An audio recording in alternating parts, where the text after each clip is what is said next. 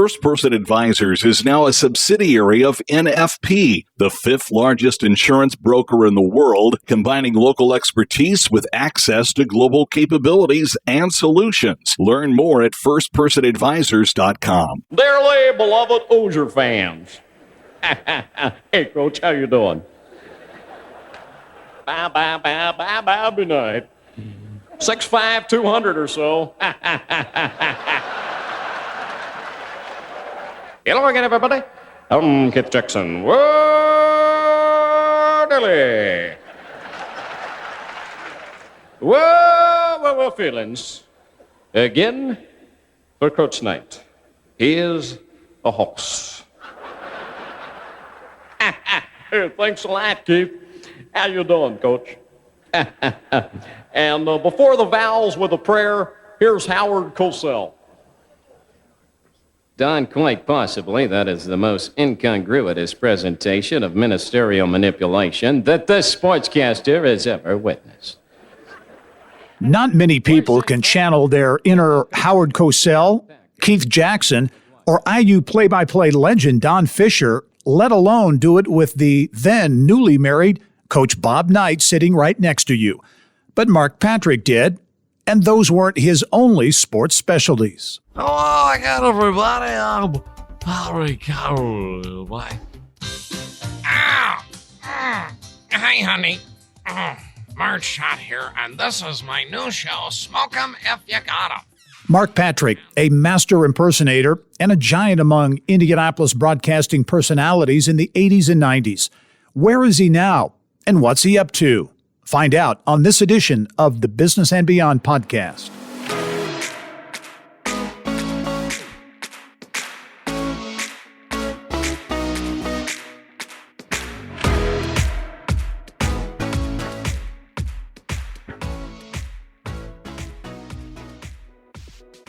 Hello and welcome to the Business and Beyond podcast presented by PNC. I'm Gary Dick. Well, outside of those spot-on voice impressions, Mark Patrick left his mark on Indiana broadcasting in many other ways. Sportscaster. Mark Patrick has sports for us coming up. Nice tie, first of all. Great tie today. One of the best. Well, thanks, Mike. This is one of my mom's old tablecloths. Lottery TV host. On our last Hoosier Millionaire, Gene McDonald of Lafayette went to our Millionaire round and won $221,000. Back in the day, there were few places you could go where you didn't see or hear Mark Patrick, sports director at Wish TV for 8 years, host of the Hoosier Millionaire show for 14 years, and a big part of the Bob and Tom show on WFBQ in Indianapolis for many years. But Mark has been out of the limelight for some time now. He lives in South Carolina in the middle of the Blue Ridge Mountains, where he is enjoying retirement through another one of his many talents, woodworking. And it is my distinct pleasure to have with me on the podcast this week, Mark Storen, better known to as many fans as Mark Patrick. Mark, great to have you on. How are things in South Carolina?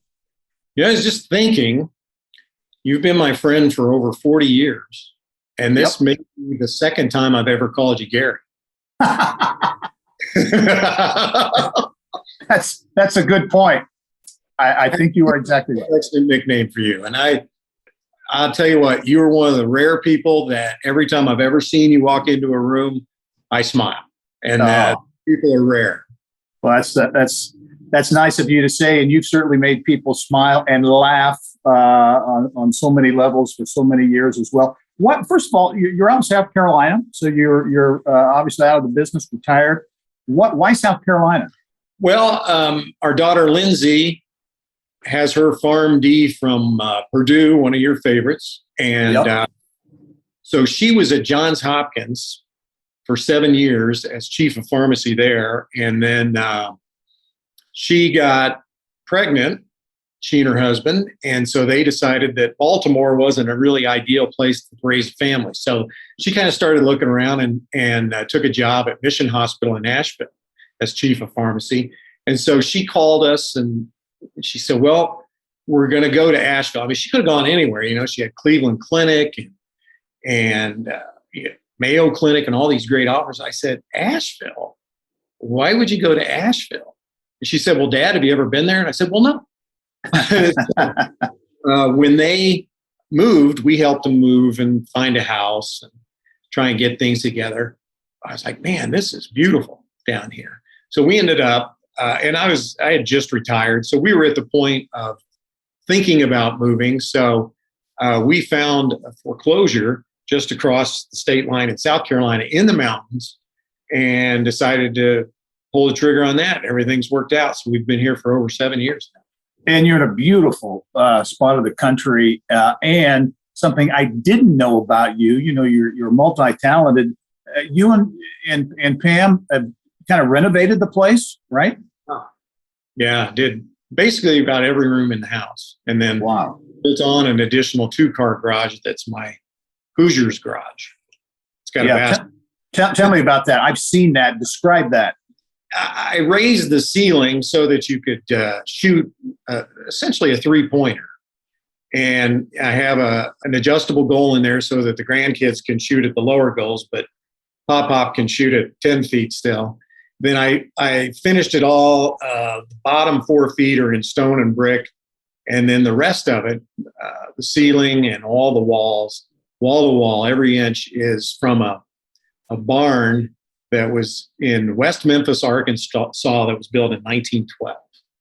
And then I put up a Hoosiers poster that's autographed. And my son Drew got me an autographed picture of the Milan team that is in there.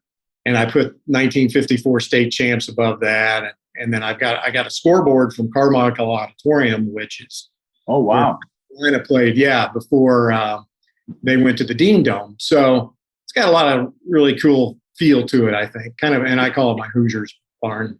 Yeah. Hey, where'd you get that skill? Because you've really put together some really cool pieces and done some really excellent work. I actually worked for a living before I had to go to TV. When I was, I've worked since I was 10 years old. So I've done all kinds of stuff, especially going through high school and college. I did some construction jobs, worked at Yellow Freight and UPS. So as I was doing those jobs, I learned a lot. I learned a lot about people. And I also learned that I didn't want to work for a living.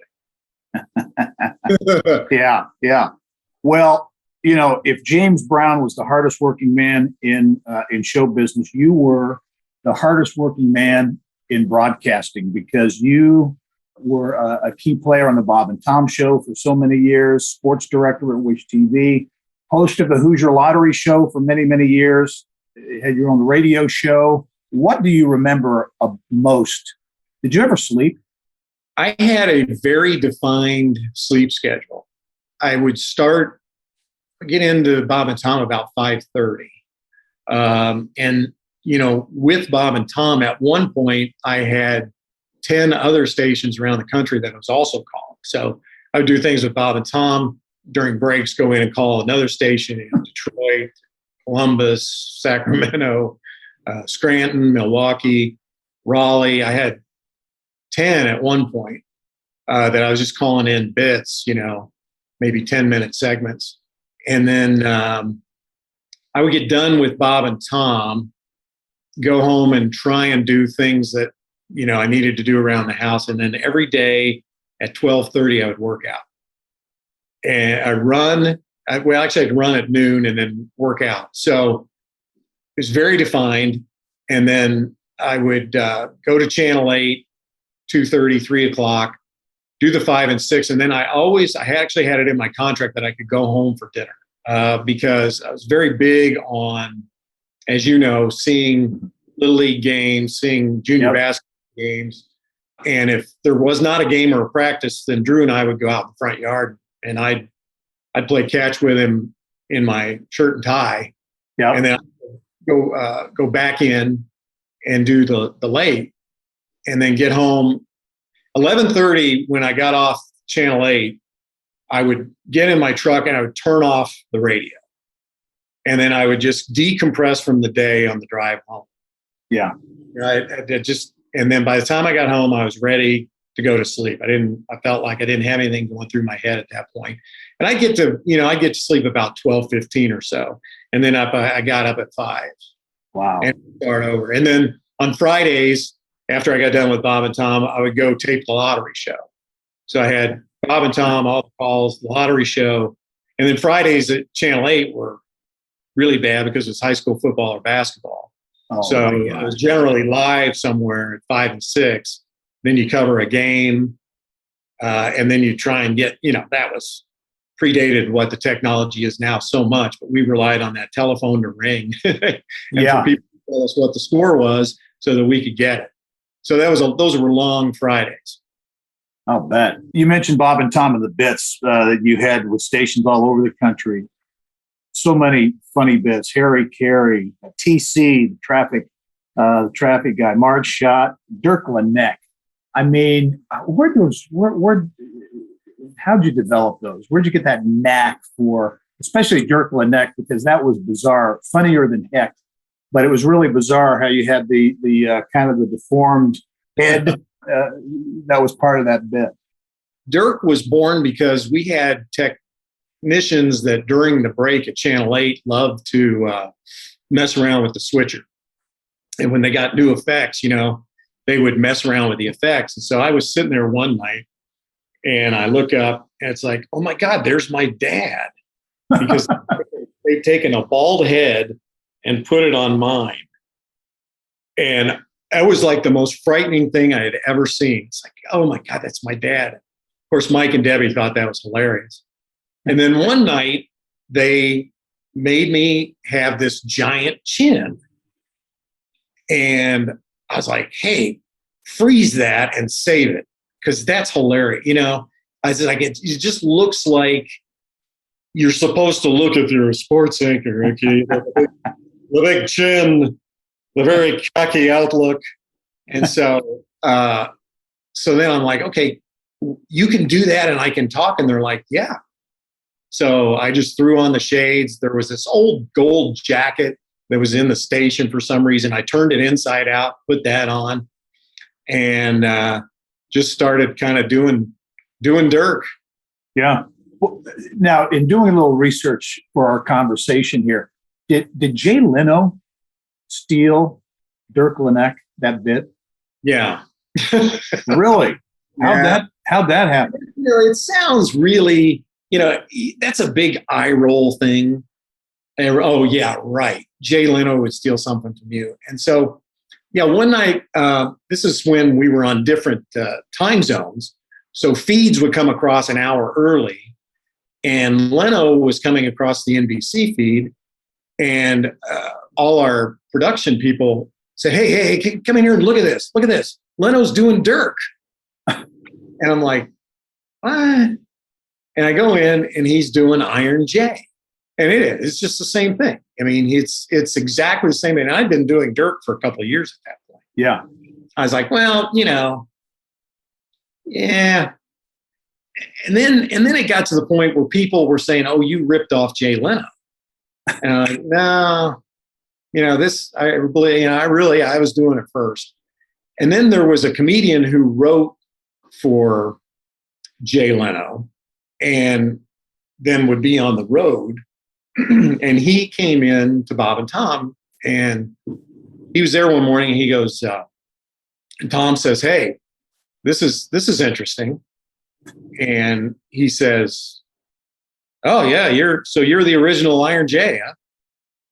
And I'm like, "Yeah, I guess." He goes, "Oh, Jay ripped you off." Yeah, really. I go, really? He goes, "Yeah, he was in Indianapolis to drive the pace car. He saw that, and he came back and he said, this guy in Indianapolis is doing this thing I want to do. Let's figure it out." Really? Yeah. So I was just glad to hear that, Yeah. Yeah. Otherwise, I would have always kind of wondered. Yeah. Mark, you're still a relatively young guy. Why did you decide to kind of step away from things a few years ago, get out of the business? I was just tired. And I physically was tired. And when you have that many jobs, you also have that much management. You just don't have, everybody goes, oh, well, everybody's got management. Well, you do, but I had the management at Channel 8. I had the management at the lottery. I had the management at the radio station. Then even I added Fox Sports Radio to that, and so I had management that was in LA. So those calls at any time, and you're, it was really stressful. And my son was also at the point where he was going into junior high, and I was going to start missing stuff because they play games at 3:30 or 4, and I just didn't want to miss stuff, And I was like, I think he's got a chance to be pretty good.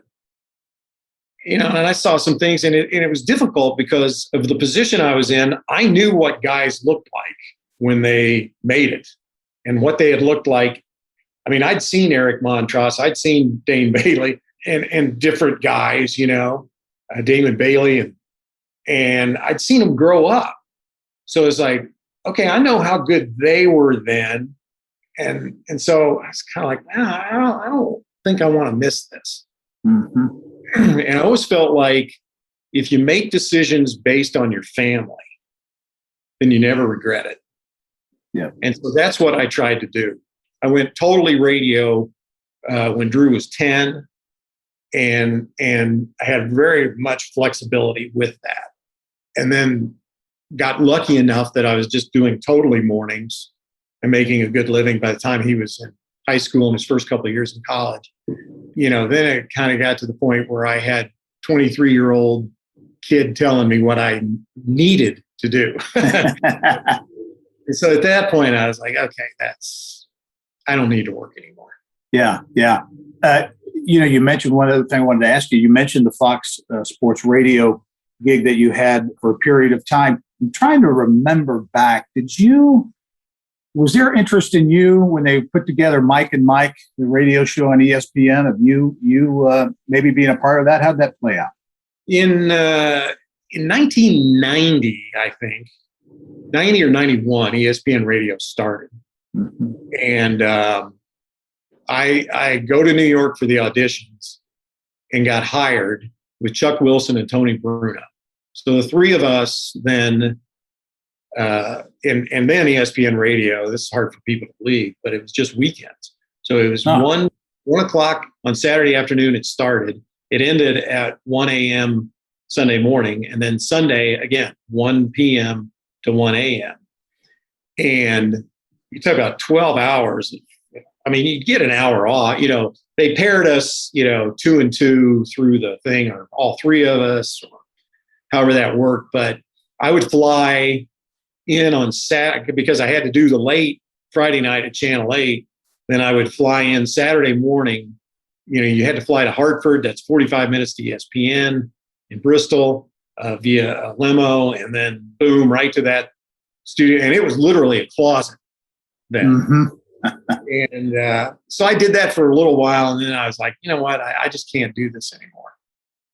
And that was all part of the family thing. I mean, there was just 7 days a week plus the travel in between. I just couldn't do it. Then about, I guess it was somewhere around 2000.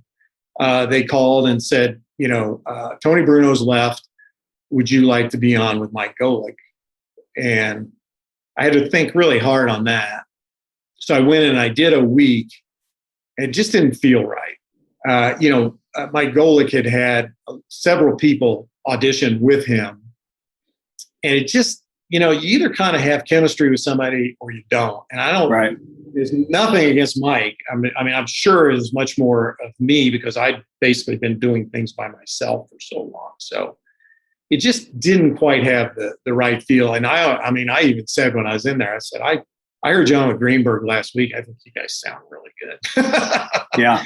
And that ended up being who they hired, and obviously it was a great call. Yeah. Hey, I think I know what you're going to say, the answer to this question, but do you miss broadcasting at all? No. Yeah. Is that what you thought I was going to say? Yeah, that's what I thought you were going to say. Yeah. You know what? The only thing I miss, the events. The Final Four just happened. I was thinking about that. I mean, I was talking about knowing you from 40 years ago. 30 years ago, you and I were both covering the Final Four in Minneapolis. Yep. And I can remember you pounding on a typewriter inside your satellite. Oh, yeah. But that's what I miss. I miss walking into those venues and going, wow. Yeah. You felt, and I think of that when, I've been to Final Fours obviously since. And a couple of years ago, I worked one of the NCAA regionals. But, other than that, I don't miss just the time element, and then the consultants. And I absolutely very honest when I say I could not handle this era of social media. Yeah. I just couldn't. I would have been canceled 2 minutes in. Yeah. Yeah. I'll bet it adds a whole new dynamic. Yeah. And many times, especially Twitter, such a negative dynamic to the whole equation. It's unbelievable. Yeah. Yeah. You and I were kind of on the edge of this growing up, but essentially from the beginning of broadcasting, there were 50 stars and 250 million fans. 50 stars, 250 million fans. And those 50 stars, everybody knew. Mm-hmm. Movie stars or, first radio stars and then television stars, Bob Hope, Bing Crosby, big movie stars. And then television people, man, that was incredible. If you were Raymond Burr and you were on Perry Mason or Lucille Ball on I Love Lucy, 50 million people a week, yeah, that's an okay audience. Yeah. Today it's a Super Bowl. Yeah. And now that has evolved into there are 250 million people with 50 followers. Yeah. Yeah. It's just crazy. Everybody's got an opinion. Everybody thinks they have an audience. And, somebody go, hey, gosh, man, I got 48 likes on my, really? 48. Wow. Yeah. What a number. Exactly. Yeah. If one of Andy Williams' specials had only gotten 48 million, he would have been crushed. All right. Exactly. Hey, we're going to have much more with Mark Patrick when we return. Growing up in Brownsburg, being the dad of a major league pitcher, and a lot more. That's when the Business and Beyond podcast returns.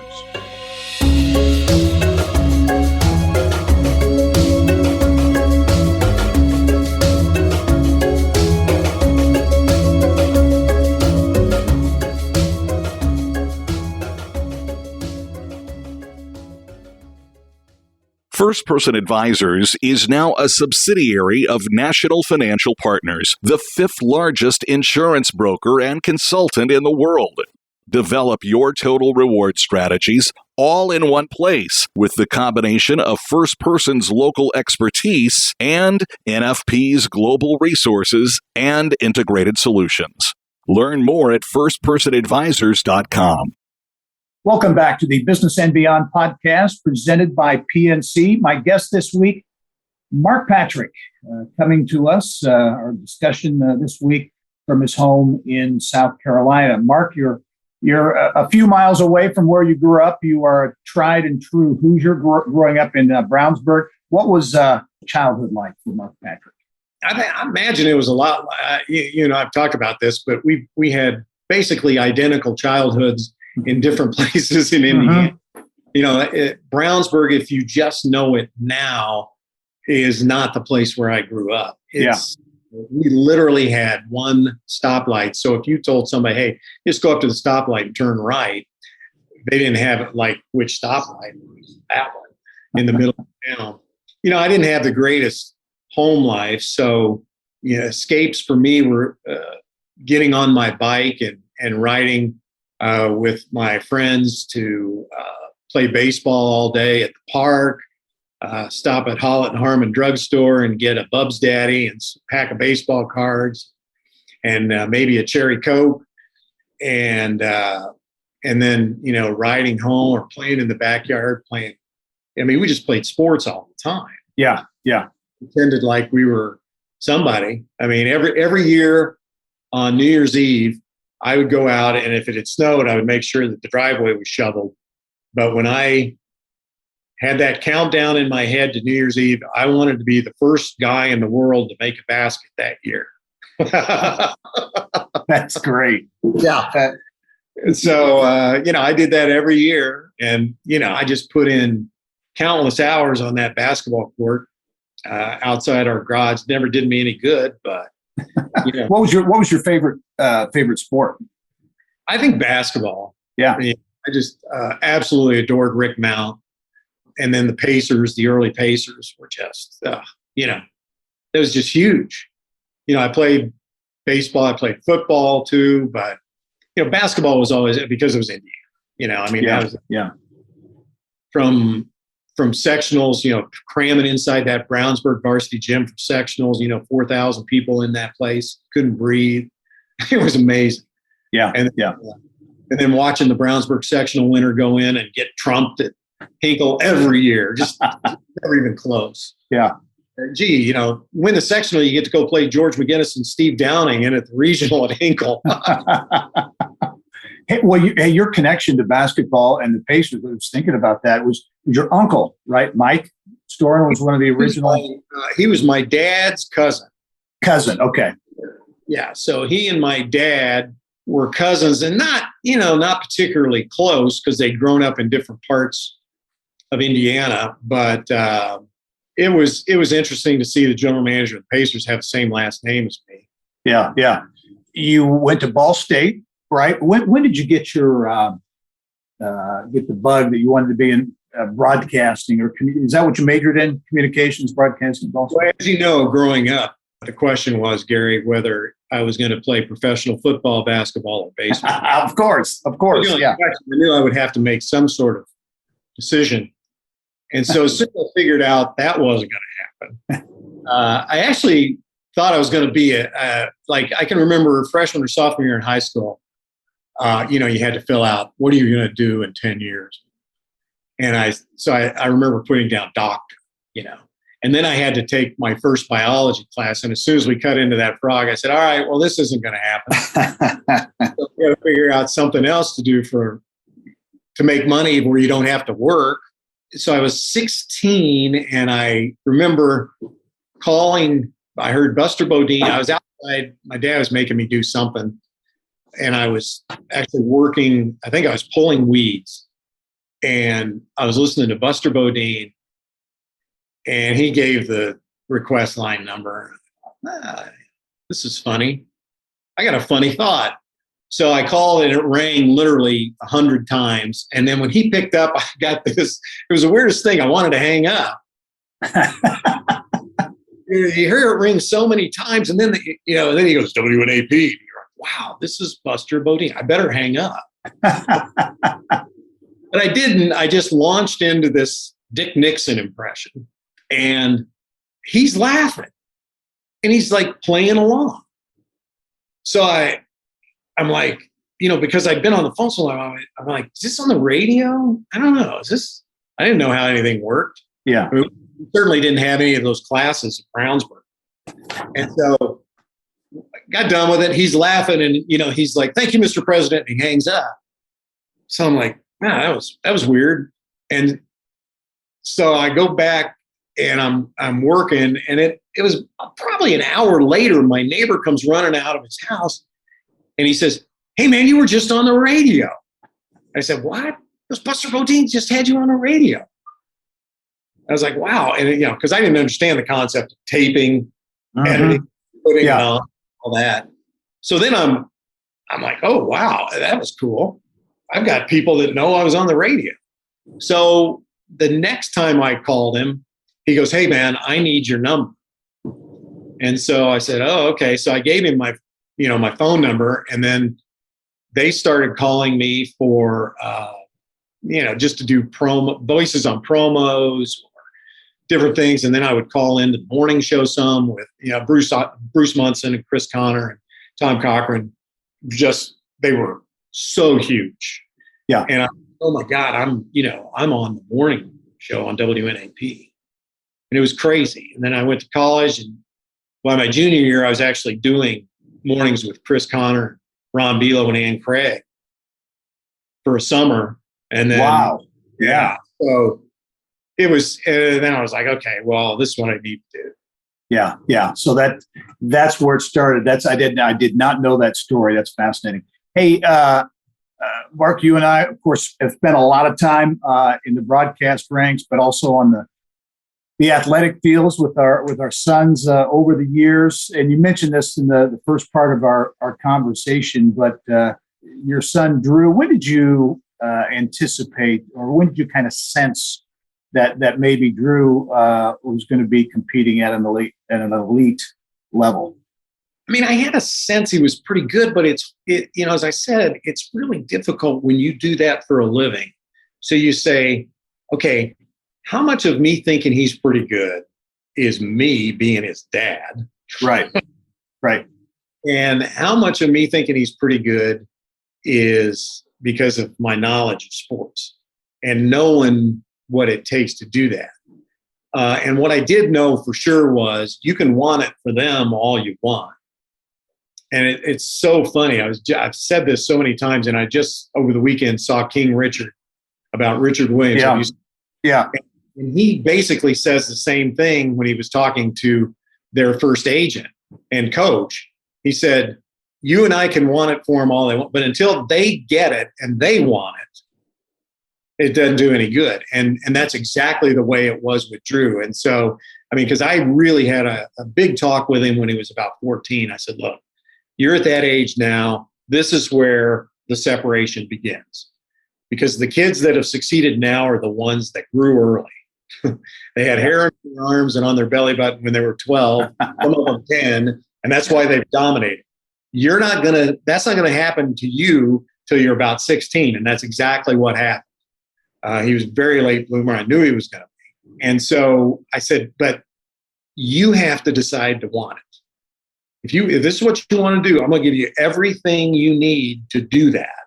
And I'm going to give you all my time to help. But if you don't want to do it, just say so. Because it's got to be within you to want that. So when he was 14, 15, I saw that transition. And at that point, I just thought this would be really cool if he could play in college. And I could go on the weekends to IU or Purdue and watch him play, you know. And then at the end of between his sophomore and junior year, he started throwing 90. And so then I was like, yeah, that's pretty good, you know? And then his junior year, he was, he got letters from everybody. Mm-hmm. And so then it was like in the sectional of after his junior year, scout from Major League Baseball Scouting Bureau came up to me and said, he's asking me all these questions. And he says, do you think he'll sign if he gets drafted out of high school? I go, he's going to get drafted? And I go, really? He goes, yeah. I said, but he's just a junior in high school. He goes, well, if he were coming out now, he'd be a second rounder. Wow. And so I was like, you mean today? He goes, yeah. So he goes, next year, I don't know. And I go, well, I don't know. I think he'll probably go to college. But that was the first I got from somebody, because friends will say, oh, he's really good. And, that. But when you hear it from somebody like that, who's got no vested interest and could care less who I was, then you go, oh, okay. And then we went on his visits, the summer and fall before his senior year. He was getting full scholarship offers, which are unheard of in baseball. Baseball, yeah. Mm-hmm.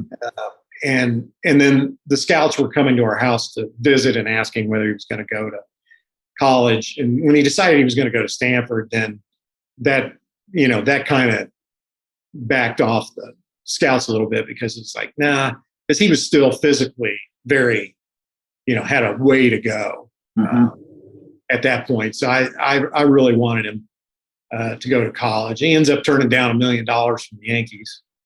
That paid off. Yeah, I'd say. And so he went to Stanford, and then what? His 10th overall pick. Yes. Wow. What was that? got to be an incredible level of pride, obviously, and had to be fun watching him compete the major league level, being one of the best relievers in baseball. But what was that experience like? Probably some nerves too, when your kid's the quarterback or the pitcher, they're in the spotlight all the time. What was that? Well, what was that like? With Spud, what it's like when your kid is the quarterback and takes all the blame for right, good, bad, or indifferent. He could have a guy just have a perfect pass bounce off his hands and be intercepted. And at the end of the day, you look at the stat sheet and that's an interception. Yep. I've told people be careful what you wish for, because you think, oh my God, can you imagine going to a major league stadium and watching your son on TV pitch in the big leagues?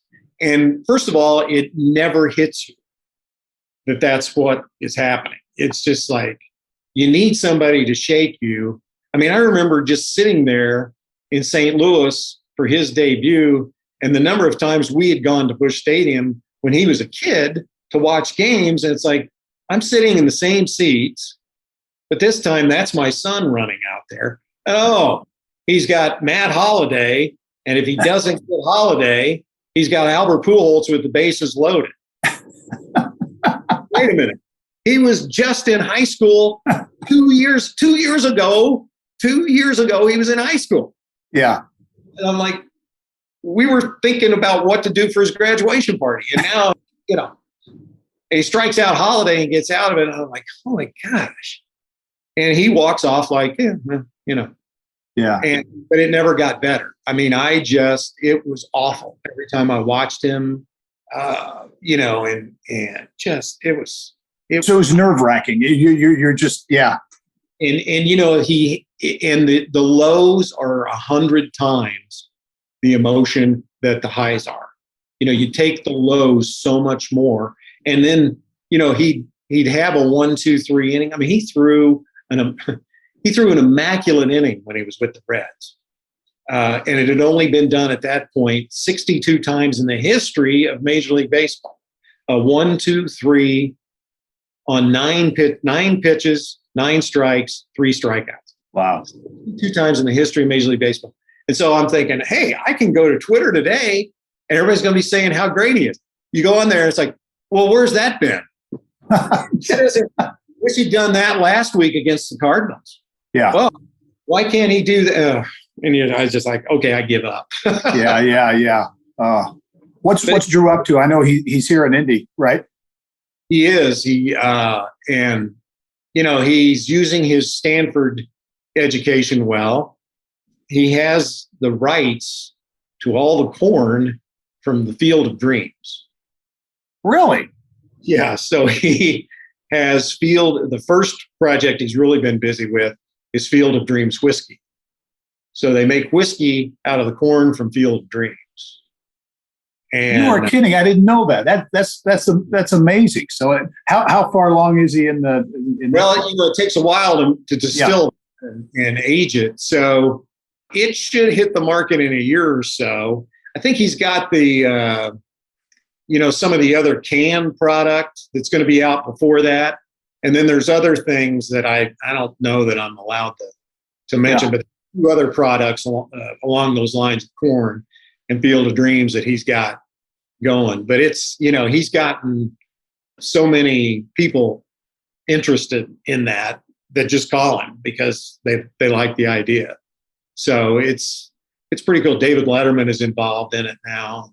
As he said, any idea that you can synopsize in less than 5 words is a good one. Yeah.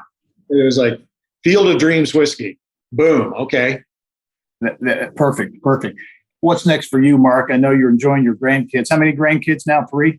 That I know of. I have 4. 4? Lindsay has a son and a daughter, and then Drew has 2 sons. 2 sons. Okay. And, you think being a dad, as you know, being a dad is pretty cool. But then when the grandkids come along, wow. Yeah. It's really amazing. Yeah. Well, Mark, I'll tell you, it has been a real treat to be with you, to catch up and see you. You look great. And really appreciate you taking the time to be on the podcast. And hopefully before too long, we'll see each other again, I hope, because you're a special guy and a good friend, and I appreciate you taking the time. I miss sitting next to you at the games, you know? Yeah, exactly.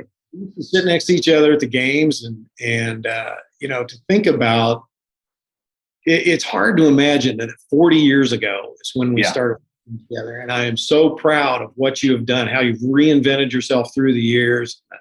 Just the level you are now is just amazing. And I'm so happy. And I love listening to your podcast too. So I appreciate that. Well, I know our listeners are going to love listening to this one. Mark, thanks so much for joining us. And thank you for joining us on this edition of the Business and Beyond podcast, presented by PNC. It is a weekly conversation with achievers in business, sports, entertainment, and beyond.